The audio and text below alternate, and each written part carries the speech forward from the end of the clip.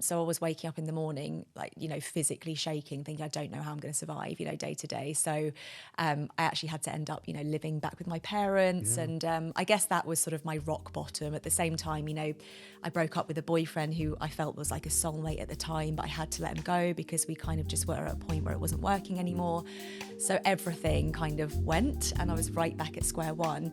And again, at the time, you're like, this is the worst. But now looking back, I realised that was the point where I decided that I was going to change my life.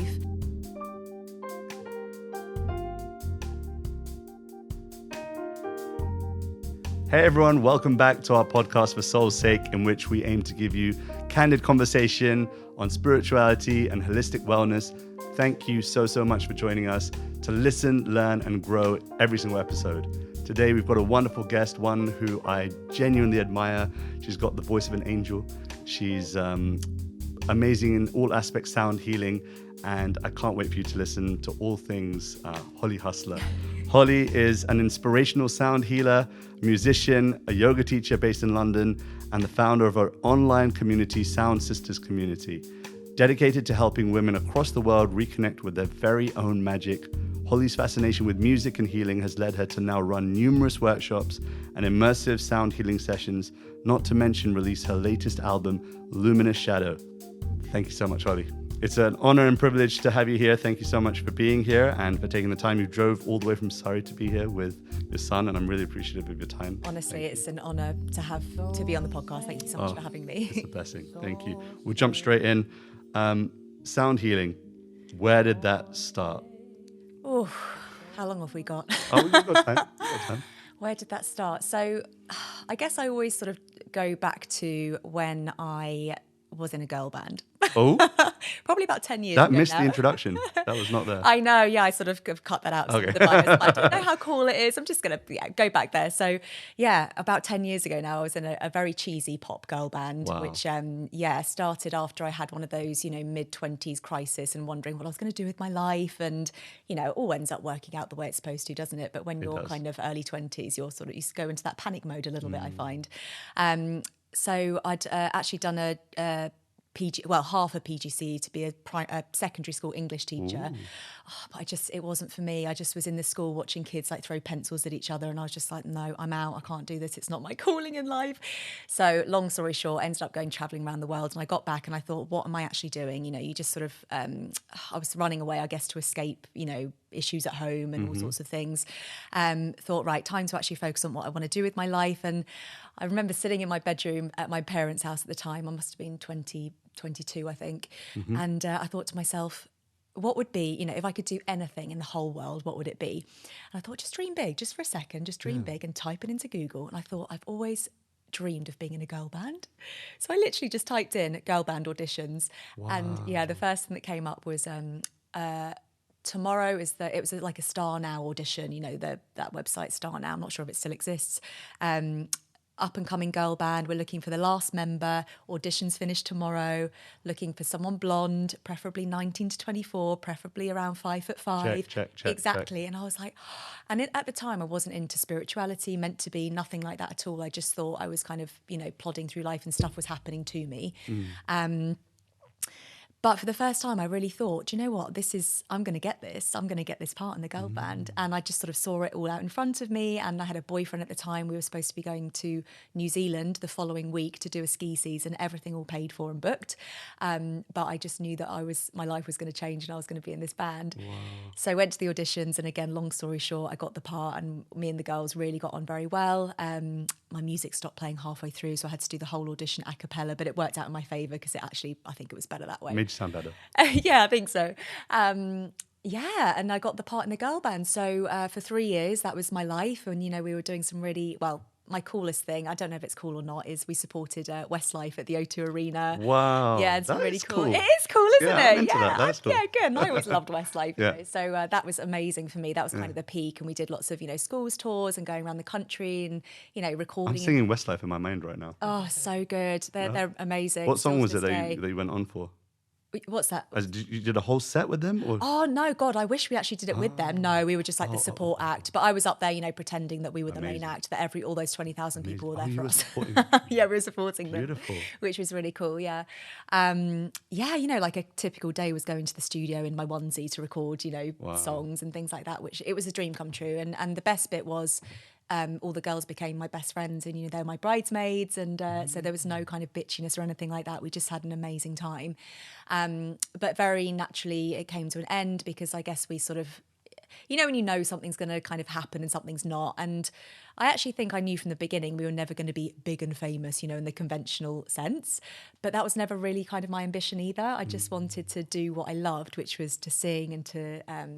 I guess, perform to an extent.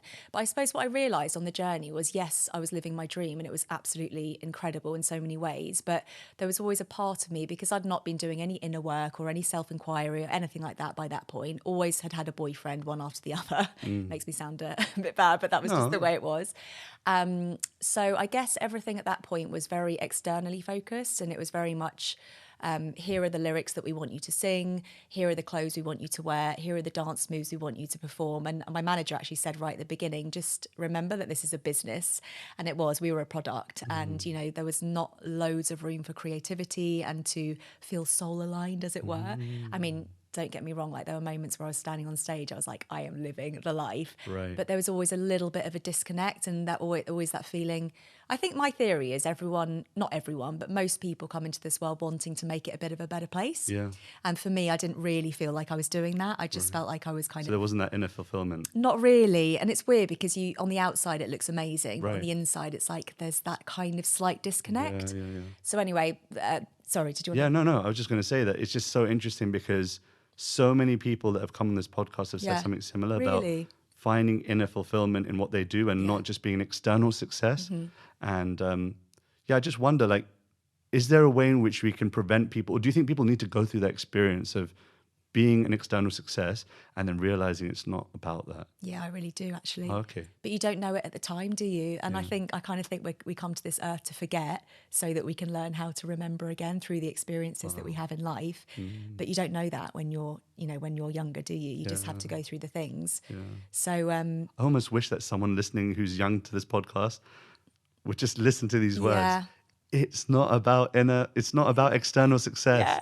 It's about inner fulfillment. Yeah. And then find that, search for that. Yeah. And then that is success, isn't it? That because is success. We're taught that success is one thing. It's about getting to the top and having all the shiny things and having all the money and this and that. But success is actually such a personal, unique thing, isn't it? And I think what it is for me is inner fulfillment, soul alignment, simple things really, just love, joy, inner peace.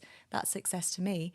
But looping back to how sound healing came into play, so when the girl band split up, I sort of went through a bit of a tricky time because I felt like my dreams had come crashing down. It ended up with a bit of a bad taste between the managers and ourselves, but won't go into that now. But it meant that all my money and income was gone, so I was completely broke as well. Living in London, and you know how expensive it is to live in London. So I was waking up in the morning, like, you know, physically shaking, thinking I don't know how I'm going to survive, you know, day to day. So I actually had to end up, you know, living back with my parents, and I guess that was sort of my rock bottom. At the same time, you know, I broke up with a boyfriend who I felt was like a soulmate at the time, but I had to let him go because we kind of just were at a point where it wasn't working anymore. So everything kind of went, and I was right back at square one. And again, at the time, you're like, this is the worst. But now looking back, I realised that was the point where I decided that I was going to change my life. And I finally had space, you know, no boyfriend, no job, no money. I finally had sort of space to do that inner work and go inside. Which started with a bit of meditation on a pillow in my parents' house, you know, in my bedroom upstairs. Guided or something you just... Yeah, YouTube. I just sort of, I thought, I know, I've heard this meditation thing is really good for you, so I'm just going to, you know, get cracking with it. Yeah. And quite quickly, my life did actually turn around, and I discovered yoga, and that became like my new boyfriend. I was addicted to the mat, and because I was always a dancer as well. So I thought, I'm going to be, you know, ego comes in, I'm going to be amazing. I'm going to have the front row. I'm going to be in splits. I'm going to be great at this. But then very quickly you realise it is so not about that. You know, it is your four-cornered island where you actually get to breathe yourself back to who you really are at the core. Wow. That's how I, you know, experienced it after a while. And because I was teaching things like Zumba and bar, and I sort of, I was doing that alongside the girl band just to up my income a little bit. And I went back to that, which again, very externally focused and not really about helping people to connect with, you know, the truth of who they are, etc. Yeah. Yoga did that for me. And I thought, well, I'm teaching anyway. I'd love to, you know, start teaching yoga and help people the way that I feel this practice has helped me. So did the training, and then not to make it a really long-winded story, but yoga basically bridged me to sound healing, because obviously it's in the yoga sphere. I saw a poster one day with these beautiful crystal bowls on the poster, and I thought, oh, they're pretty. That was initially, it was just aesthetics. Yeah. I was like, beautiful bowls. Wow. And the lady who was running the session, I was just sort of really drawn to her energy, and it spoke about sound and healing. And I thought, wow, like this is kind of bridging me back to music, but without sort of knowing it at the time, I suppose. But I went to a session, and it's hard to put into words. It is just a bath of sounds, of beautiful healing sounds. You lie down and you feel these vibrations just wash over you and through you. And, you know, the experience itself was so incredible and relaxing and peaceful, but it was also the following day that I felt so clear, so at peace with myself. You know, I hadn't felt that way for such a long time. It was almost like a reset button had been pushed. And I thought, I have to bring this into what I do in my yoga classes. And so fast forward 5 years, that was 5 years ago. Now I'm leading trainings, and I've incorporated sound healing into recording music and just helping people to, that's really the essence of what it is for me. It's really nuanced in some ways and very magical and scientific, but also I think the core is so simple. It is just a pathway back to love and back home to yourself. Wow. So now I'm doing music, but in a way that feels so much more aligned with my soul, in a way that I can really help make the world a better place. Wow. That opening, just I don't know whether it's because you've spoken your introduction many a time, but just it brought out your personality in a way that it kind of, all the pre-podcast jitters of having a conversation, it just washed away, because I was just like, wow, I mean, I don't know whether this is true, and maybe you're just really good at it, but I felt as though this is just someone speaking their truth, speaking their honest dharma, that they feel that they're centered. You know, you just get this, I don't know, I'm looking at my audio editor, Kaylee here. She's got a nice centering, you know, presence. No, it's an atmosphere which is really, really beautiful. And I'll give you a little tip if you want. Yeah. This might help the listener as well. Go on. Because I'll be honest, because I am all about speaking truth, because I think everyone is craving more authenticity in the world. 100%. Yeah. I do get nervous before everything I do. I feel like I'm a confidence-centered person, but there's definitely an air of nervousness before I start podcasts, before I sing. Every single time my voice will shake and I'll get annoyed with myself, but I'm a human as well, you know. So something that I do is I call it a little toilet top up.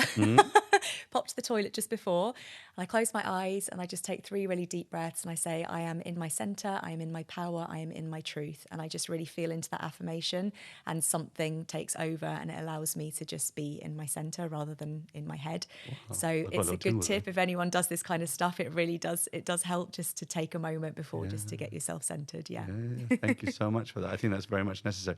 In fact, if you were listening to that, I want you to rewind 30 seconds, take a breath, and just maybe repeat those 3 affirmations again. I am in my power, I am in my center, I am in my truth. And you sort of want to focus that into your heart and into your center. And you can do that before, you know, you have a job interview, or even before you see someone that you don't really like and you're having a dreaded conversation. You can use it. She doesn't really like me. Yeah, you can use it whenever. Yeah. Wow. You spoke some buzzwords, spirituality. I heard you speak about soul. Define those things for me. The spirituality. I know. We're getting into it. In the deep end. I know. It's going to be fun. I do like a deep dive, though. Me too. I am the person that on a Monday morning will voice note my friend about spirituality and all the deep stuff, and then I have to say sorry. So I'm like, sorry, it's Monday. No. The thing is, like, if we don't do it with our nearest and dearest, who are we going to do it with? Well, exactly, you know? Yeah. What's the point of just going through a life which is just about accumulating zeros in a bank account and just about accumulating the number of friends on Instagram? I love that. What's the point of just being an externally situated soul? And when are we going to get the opportunity to speak about the soul, spirituality? And if you're not going to do it with your closest, then who are you going to do it with? No? Well, exactly, yeah. And I love chatting about this kind of stuff. So this is Let's get into it. Lighting me up. So, oh gosh, what is spirituality and what is soul? Questions that I've sat with many times. And I think the first thing that's coming up is I don't know if it's really static. I maybe, depending on where you're at on your journey, those words will feel different and look different for you, depending on where you're at. So for an example, spirituality for me, if you'd asked me maybe 10 years ago, might have been all Christianity and, you know, believing in a man in the sky with a white beard, and no, not for me, and kind of I'd run away from the word. Because I guess the way, and, you know, I was brought up in a Christian household, but no one really practiced Christianity. It was more a case, sorry? Just a label. Yeah, very much. It was just a case of this is how we've all been brought up. But the extent of it was we'd go to church on Christmas Eve and have the finger puppets of Jesus and stuff like that. And I love that. Everyone loves a good finger puppet. Yeah. That was the, you know, the extent. But I never quite connected with the idea of a man in the sky who, and I'm not saying this isn't true for some people, because it will be for some, but for me, I never connected with that idea. You know, when something in your heart doesn't quite click. So, you know, sometimes I would pray, you know, if I was upset and I was a child, and I'd think, oh, maybe there is a God and I can ask this or that. But it was just always that slight, you know, disconnect. So I just parked it and I just made my own way in life and just never sort of was involved in anything to do with that kind of stuff. Until that point when I came back home to my parents and started meditating and practicing yoga. And that's when I started getting an idea of what spirituality meant for me. And it was not connected to religion in the sense of this is what you must believe in and this is truth, you know, dogmatic.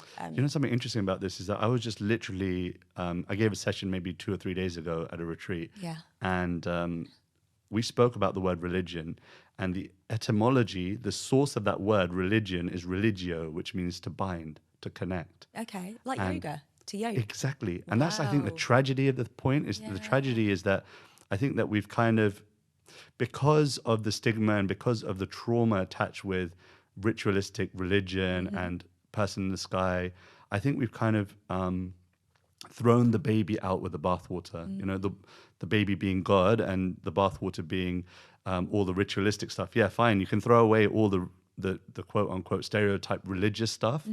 But then my feeling on it is that why are we throwing the baby out with the bathwater? Like, does God have to be this or this? Or can God or divinity or the absolute truth, whatever that is, the universe, however you want to call it, can it not be this and this? So man in the sky, great, that's for you. Yeah. But also, can it not also be and this? Yeah. You know, rather than saying, no, we're separate because I believe something differently to you. Yeah. My whole perspective on this is that it's this and this. Like, why can't God be all of those things? Divinity be all of those things? Like, nearer than near, but then also up in the sky. And at the same time, in every animate and inanimate object. Yeah, in everything. Yeah. Yeah, and also, why can't everyone just accept everyone's beliefs? This is what I don't understand. Like, most wars are based on religion and people not believing what, you know, people want them to believe. But how boring would the world be if everyone was the same and believed the same thing? Why can't we all just be our own colour and own musical note and believe what we want to believe? It just, adds colour to the tapestry of life, doesn't it? I like how you said everyone can be their own musical colour. Yeah, it's because I'm a sound healer. Everything's like music. And, you know, for me, like, actually, God is probably music as well, because music is, maybe it's a bit of a tangent, but it kind of feels right as well. Music is, I guess, in the modern day sense, is kind of structured, organised notes and rhythms. And it's mostly the intention is it wants to uplift you and for you to feel good mostly, or to evoke a certain emotion. But then there's also sound, which is it's like disorganized music, and it's just sort of these waves of life, and that can be like frequencies of love and joy, and to me that's kind of it's music but in a different way. I feel like I've gone off on such a tangent. That's there, fine. but it just I'm into it. kind of felt like the right thing to say. And with your own, because you're speaking about sound and that being your connection to divinity and that being God for you. Because you share so much, like, it's unreal. Like, I've seen some of your live things that you've done on Instagram. I sometimes watch them and just like, maybe I should do this. Oh, no, I'm too busy. No, I should do this. But I just see how much output that you've given the world. Do you have a personal practice as well? Like, is it something that you do away from the camera? Because that's something I ask all yoga teachers as well. Like, do you really practice yoga outside of the class?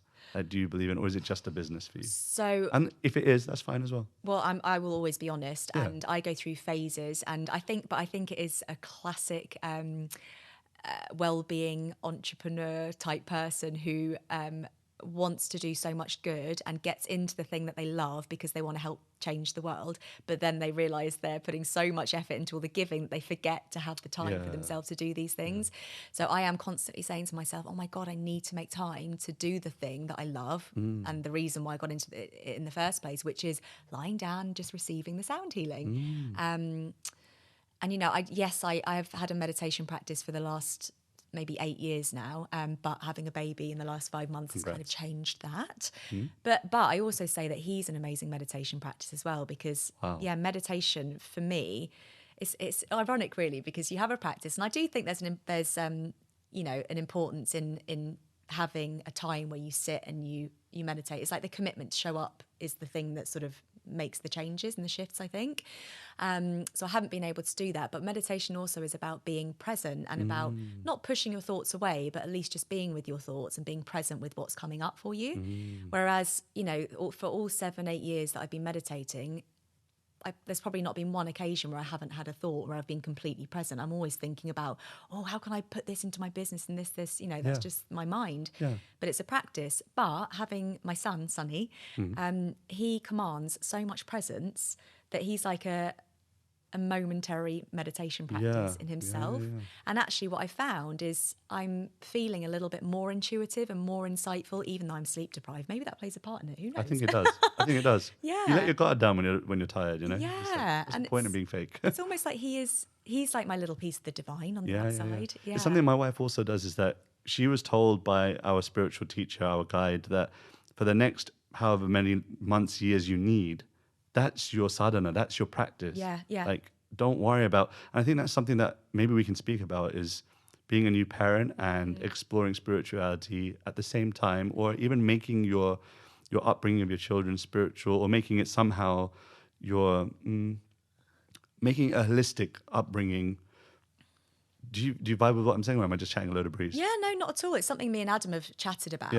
Because Adam and I view the world differently. Yeah. And you know, and that's still beautiful. Yeah, it is. But at first, I honestly had a bit of an issue with it, because I thought he was really gorgeous, and I was like, oh, definitely I'm going on a date with him. I was the one that actually messaged him after a yoga class, and we made it happen. I was thinking, oh, great, like a yoga teacher, we're going to be able to talk about angels and spirituality and the universe and stuff. And I think our first date, we were chatting about the different books we were reading. Right. And he told me what he was reading, and I was all excited. I said, oh, I'm reading Gabby Bernstein's The Universe Has Your Back. And he just went, oh, for God's sake. Because he's so, you know, he's quite black and white, quite scientific, and, you know, and we spoke about your podcast. Yeah, stoic. And I think at first I was judgy, and I thought, wow, he's not spiritual. And how are we going to make this work? Because, you know, I'm this way and he's another way.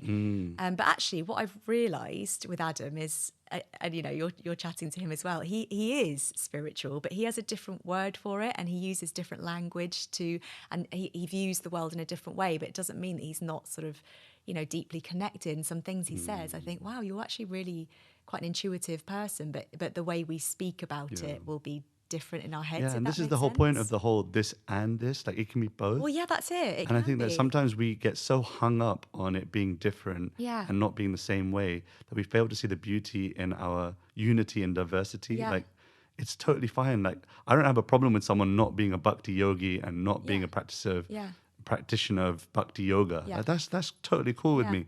I'm not here to try and convert people. I think that the central theme of like anyone who's spiritual wants to share that with others is that accepting people as they are and not how you want them to be. Exactly. And I think people value that. People really are. You can almost tell when you walk into like a kirtan or a sound healing session, and this person is trying to convert you into their way of thought, as opposed to just sharing the practice and saying, come as you are, leave as you are, no problem. And also that you can learn so much from someone who believes something else as well. And I think so. People are terrified of believing something different because that's so much a part of their identity and who they are. Right. But I think one of the most intelligent things you can say in the world is I don't know, and I'm open to change, and I'm open to changing my views, and sort of looping back round to what you were asking about, what is spirituality for me right now. It's as simple as it's just love. It's just connecting back to love. And that for me, because so much can't be explained in words, but if I could put it into a tiny nutshell, I'd say that would be my anchor. You know, if I ever feel a bit lost, what's my spiritual practice? Just, am I acting from a place of love or fear? Because I think they're always the choices in every single situation. You can either act from love or from fear, which is ego, anger, upset, whatever, childhood traumas. But just if you can always sort of gear yourself back to that, come from the heart, that for me, that connection to love is God. Beautiful. And spirituality, yeah. Wow. And then what you were saying about parenting, I think Adam and I would probably agree on that. Really what we want for Sonny is for him to be a kind person and to be a loving person, and we'll guide him in the best way that we can, but ultimately we would never say, right, you must believe in this, you must believe in that. I'm not going to be saying angels do exist, even though I do believe they do. And maybe I will at night time, just keep whispering it to him. You never know. And Adam won't be forcing his beliefs either. We'll just, share our beliefs and see where he goes, and then and support him in that. But as long as there's kindness and love at the core. It's definitely hard, I'll tell you from experience. Well, yeah, what about you then? Yeah, it's hard. It's definitely hard because my son is now 2 years old, 2 and a bit, and he'll see me doing kirtan and he'll jump on the harmonium with me. Oh, and it's nice and it's sweet and it's cute. And then at the same time, I'm like, am I converting my child? Like, I can never tell whether, but in one sense, look, I think that we can only just be our authentic selves. And if they like it, they like it. And I think the years will be the teenage years. That'll be the I've heard things about those years. We're not quite there. Right? Yeah, no. We've got time. We've got time. Yeah. Let's breathe it out. Let's come back. Let's come back. We're going to revisit. Another podcast on children post. Yeah. You said angels do exist.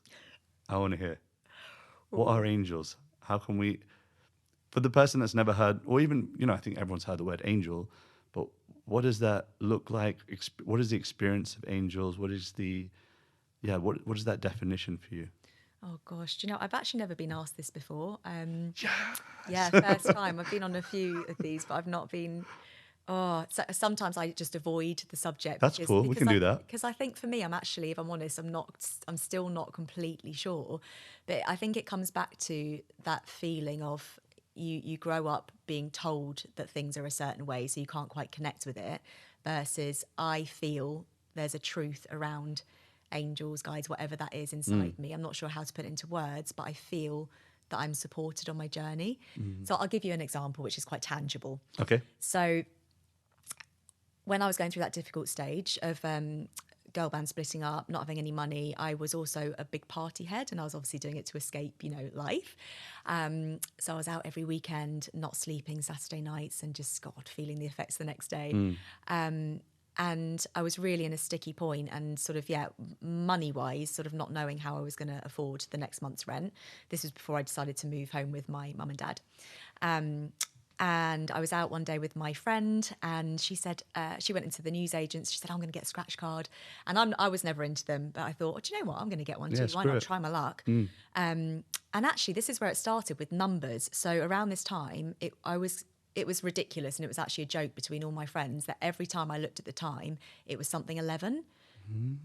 No joke. Every single time I was looking at the time, I was like, oh my God, it's something 11 again.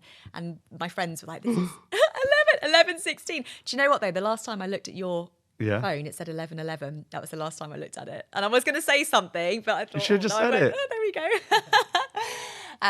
So it was, and I was not into spirituality, nothing like that, but it was almost like something just kept guiding me to look at the phone when it was saying something 11. And I even posted on Facebook and I said, guys, does anyone know what 11 means? And someone said, oh, it's the spiritual number. It means that like you're kind of being woken up in a way. And some like angels are trying to get your attention. And I was like, okay, because I wasn't into this at all. Like, okay, whatever. But it felt like I was kind of being asked to look at something. Anyway, got a scratch card and we went home that night and I looked at the time, 6:11. Kaylee, my friend, she said, oh, it's your time. You've got to do it now. So I scratched out the scratch card and I won £1,000. Wow. Who wins £1,000 on a scratch card? Me, I did. So that was my next month rent plus, a fun summer laid out for me, which was great. And then again, failed to get a job because I was partying too hard. And the next month came along and still had no money. And then I had some inheritance money from my grandma, who she passed away years ago. But my mum said, it's just kind of come about that you've got an extra couple of grand. Here you go. It's like, oh my God, how is all this stuff like happening? And I'm being supported when I'm not really, externally putting the endeavour in. Yeah. And then again, I was struggling a little bit. And I was trying to... build up my classes, my Yeah. dance classes that I was teaching as well at the side, but just really not in a good place, to be honest. And then I got a tax rebate for like 400 odd quid. And so thing after things kept happening and me seeing these 11 numbers. And I just started thinking something's going on here. Then decided to move home, started meditating. And it's almost like all of that was leading me to start doing that inner inquiry work. And since then, I can't really say more than I just feel that I'm being supported. And I know some people like our friend, I'm sure you're friends with Kyle Gray as well. Yeah. Yeah, who we had on our podcast, and he's amazing and he's all about angels. And he told us a story where he saw angels and he works with them very closely. I'm not someone that sees them. I don't get whispers in my ear or anything like that. It's more of a feeling that I'm of presence, of another little story, which kind of, because sometimes you don't trust and you're like, am I just making this stuff up because I want to feel better? Mm-hmm. But then little things will happen to just confirm that it is my truth, not everyone's truth, but it is true for me. So one time I was doing a massive gig at the Design Museum. I'm not sure if I don't think you came along. No. The Design Museum, Adam was teaching a yoga class and I had to sing in Shavasana, which I was terrified about because that was the first time I'd sang after being in the girl band a few years ago. Oh, wow. Luckily, everyone was lying down, not asleep, but, lying down with their eyes closed. And I was so nervous. And I always do a little prayer to my angels, like, please support me. Please, give me a sign that you're here.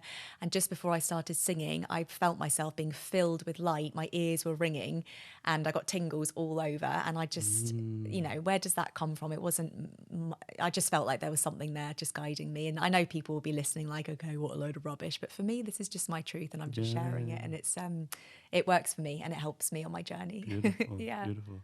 I mean, it's something that I do. I mean, it sounds like prayer in one sense, but in another sense, see, like I've had a similar experience when just before I did a concert earlier in 2022 in Camden, I was standing outside and I could hear the room filling up. Mm-hmm. And I never get nervous, like rarely do. I get a little bit like, okay, how's this going to pan out? But I never get like shaky nervous. I never get really like moved in one sense. But I was in that moment because I was thinking, there's so many people that are expecting to be lifted and brought to a higher consciousness. And so I just folded my palms and I just went internally. I think that inner world is such it's beautiful even if you don't understand it. Like you were honest and said you don't understand, you've never seen them, you never heard the whispers of an angel, but you do feel there's an inner orientation, let's call it, that's pulling you towards something divine or something that's spiritual. An angel per se. And I had that same experience where I just prayed very sincerely. And I think there is something to be said, even if you're not someone that believes in God or believes in divinity, this feeling of humility, humility is not about thinking less of yourself. It's not like I'm so crap, I'm so low. Humility, I've heard this definition, it really is so poignant for me. Humility is not thinking less of yourself, it's thinking about yourself less. So being less self-absorbed. Being less self-absorbed. And in that way, magical things are possible when we are less, it's all about me, baby. When it's less about that and more about just tuning into the possibility of things happening that aren't in your control. And I think there's something beautiful about just tuning into that inner world and just acknowledging it's not all about my strength. There's, okay, I've got strength. I've been gifted with something. You've been gifted with this beautiful ability to sing and to perform, to bring people to a spiritual space. But at the same time, like just by you sharing, like that you just went into an inner space before you were sharing and how that gave you so much strength. I think there's a beauty in humility. Yeah, I love that. And it's something I'm trying to grow more into and think about more. But I guess that's like it's the ego, fear, and divine and love separation, isn't it? Yeah. Because I think maybe there's a bit of a danger. And I know for me, because I use my voice a lot in sound healing, because I think, like you said, and I have to kind of get out of the mindset of, I'm showing off, because, we are given gifts and they're not for us. They're gifts that we need to share to help make the world a better place. It's more fulfilling when you share it. Yeah, exactly. But then I sit there and in my girl band voice is going, needs to sound good, needs to hit the note. Sure. It's all ego stuff. So my battle is, like you, I need to drop into that space. It's not all about me and my voice. It's actually what has that got to offer other people and how can that connect them to the divine? Even if it doesn't sound good, if it's from a place of healing and good intention and from the heart, then you have to let go and trust that it's going to come through. Yeah, there's that nuance between detail and substance. It's that, you know, the detail is I need to sing really well, I need to perform really well, I need to look presentable, I need to sound, whatever I say needs to sound presentable.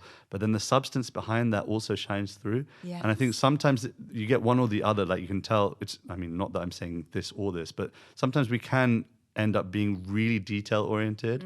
And we forget the substance of what we're sharing and why we're sharing. And sometimes, like, I've met also spiritualists that are all about the substance, but then they're not really so detail oriented. That's kind of the grounding, isn't it? In a way, it's like the accessible earth. Exactly. That makes you human, and you do need a bit of that to an extent, don't you? Need a bit of that. I think that a lot of spiritualists have forgotten that we need to be accessible and relevant, and the detail has to be there.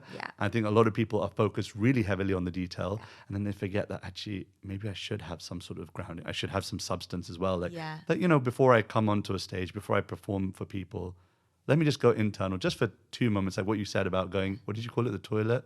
Toilet top up. Toilet top up.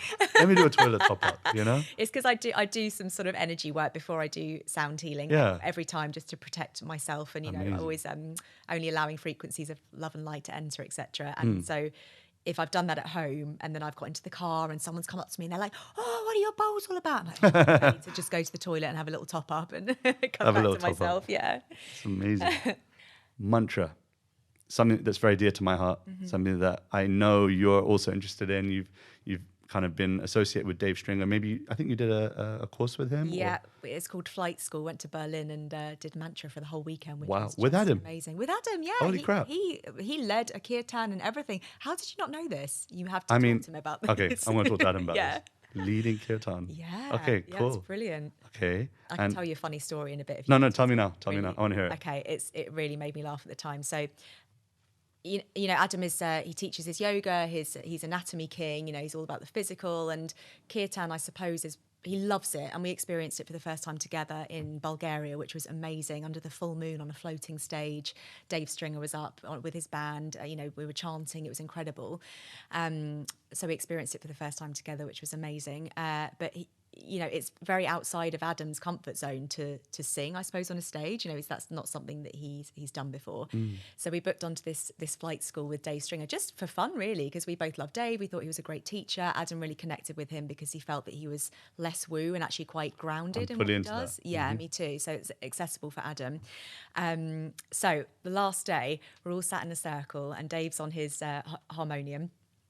And the challenge, or the activity was, Dave said, right, I'm going to start a beat, or he was on a drum, sorry, I'm going to start a beat, and I'd love for someone to just start us off with a mantra, you know, based on everything that we've learned, because we did learn mantra over the weekend. Of all people. Just, you know, come up with something. So I was thinking, time to shine, come on, Holly, this is my thing. And Dave's doing the beat. And I'm like, okay, thinking of a mantra in my head, and I'm just about to go. And then next to me, Adam, I don't know what it was, but he just like sits up, comes to life and starts like chanting this random mantra. And I just looked at him like, oh my God. And he just started the whole thing. And then he like led a kirtan, and I was so proud of him, but it wasn't hilarious at the time. But he did really well for it. Wow. Yeah, sorry, I've interrupted. No. You asked me. No, just to say that, yeah, it's amazing that sound has kind of, see, what's been interesting for me is that sound has kind of been transformed in the last maybe decade, where people are accepting different world cultures. Yeah. And kirtan is, of course, associated with India and Indian and Vedic spirituality. And I guess the question was around whether you've ever, I don't know, shared mantras, or whether you have a connection with that kind of sound vibration, or has it only been maybe syllables, or I mean, I just want to hear from you about That's mantra. a really good question. And it's kind of multi-layered, because I have to say I've got massive imposter syndrome around it, because obviously I'm not you know, from that background, and I've not been brought up with it, as I know so many people that teach it have been. But I love it, and you know, the way that it makes me feel. And something that Dave always said was, sometimes I don't even know what it means. I just sing it because the meaning is it connects me back to joy and something inside me. So that always stuck. And I thought, well, because there's kind of the schools of thought where I've shared mantra, and I love the Gayatri mantra. I love the Devi prayer, and I chant those, and I've tried to really make sure the pronunciation is on point, because I know that there's a big school of thought that the pronunciation matters, and it's you know, if it's slightly off, it will change the meaning and the vibration in your body. Whereas I mean, I don't know much about it at all, but there's a feeling inside me that says, but if you're singing it with the intention to help and to heal and from a place of love, does it matter completely? And I'd love to know your thoughts on that as well. But I do love it. I have shared it, but I'm at a sticky point right now because I'm feeling like, am I worthy of sharing this beautiful, sound if I'm not really, I don't know much about it. Yeah. I'm really glad you brought this up because it's something that I've always wanted to share. And sorry to take the limelight off the Holly Husler episode, but I saw something on Instagram recently which talked about pronunciation of mantras. And yes, there is definitely a case for pronouncing properly and for saying things in a way which is authentic to the tradition. Yeah. However, like we spoke about, it's principle versus detail. And I think that the principle always shines out much, much brighter than the detail. Like, for example, there's a story that's given in the Vedic literatures of someone who's illiterate. And he's sitting on the side of the road with the Bhagavad Gita, this ancient wisdom book. And he's illiterate, so he can't read the verses. But at the same time, just a few words that he does know brings so much joy to his heart. And everyone that's passing by sees that this person is experiencing something different. And so at the same time, those who are seeing that he's experiencing something different, there's also those naysayers that are like, he can't read anyway. What's the point? And one thing that I found beautiful is that, see, I'm born in a British Indian family.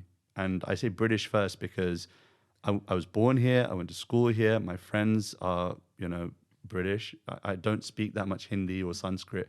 And yet, because of the color of my skin, people think that that's authentic, that I'm sharing kirtan authentically. That's not true. I'm learning just as much as every single one of my Western white-bodied counterparts. Love that. And I think that what really is important with kirtan and mantra and that sound healing is that it doesn't matter whether you're saying it right, whether you're saying it slightly off or on. Do you think that God really cares about the detail? Oh, I love that. Do you think God really cares? I don't think so.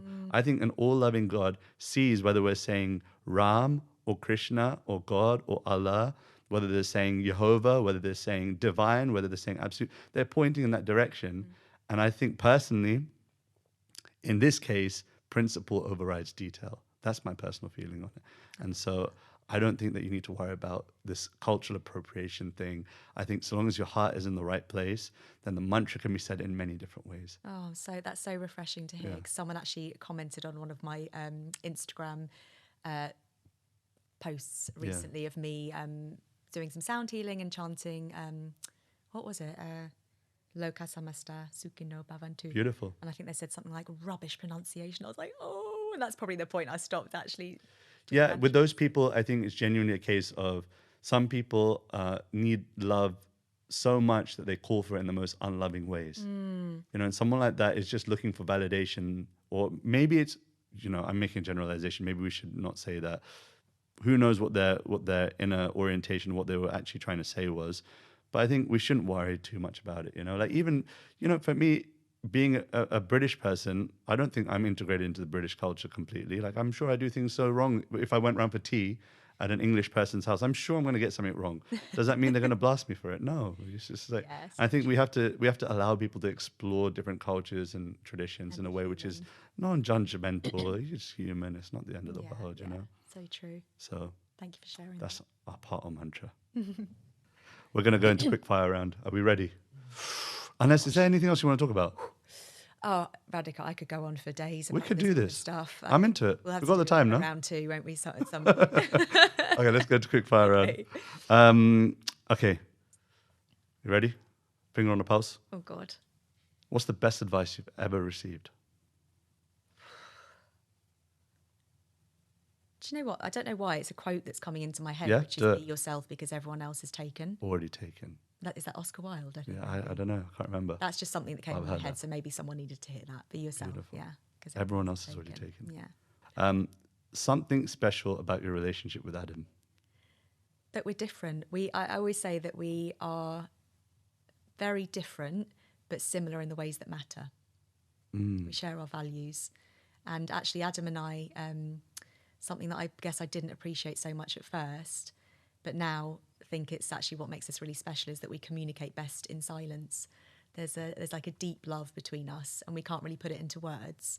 And, you know, sometimes our conversations will sort of hit a dead end and we're like, we're totally not on the same wavelength here, but the love underneath it is so strong that nothing else needs to be said. Wow. If that makes sense. Wow.